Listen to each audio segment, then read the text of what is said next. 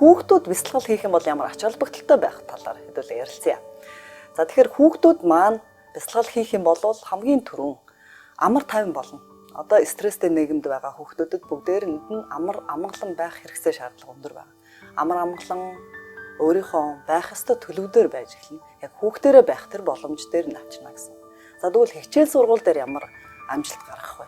Төвлөрсөн байж чадна. Өөрийнхөө дотоод байгаа потенциалыг нээж илрүүлж чадна. Дээрээс нь тэр хүүхдэд өгөгдсөн байгаа өөрийнх нь авяас чадвар илүү их нээлттэйгээр гарч ирэх болно.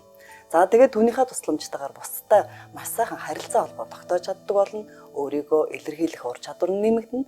За түүнээс гадна өөрийнхөө авяасаар дамжуулаад өөрийгөө нээж илрүүлэх, өөртөө итгэлтэй болох зан чанарууд нь бол нэгдэж ирэх хамгийн ихний ач холбогдлууд байж болно. Тун удахгүй хүүхдүүдийн амралт эхлэхээр заяа санаандаа төв дээр хүүхдийн бясалгалын анги нэгтгэж байна. Та бүхэн хүүхдүүдээ бидэнтэй хамт бясалгалд уриалаарай.